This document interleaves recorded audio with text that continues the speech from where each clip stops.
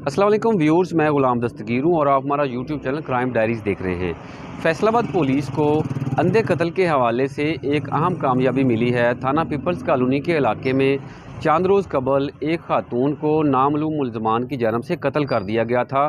थाना peoples colony police की जानब से उस मुल्ज़म को गिरफ़्तार कर लिया गया है।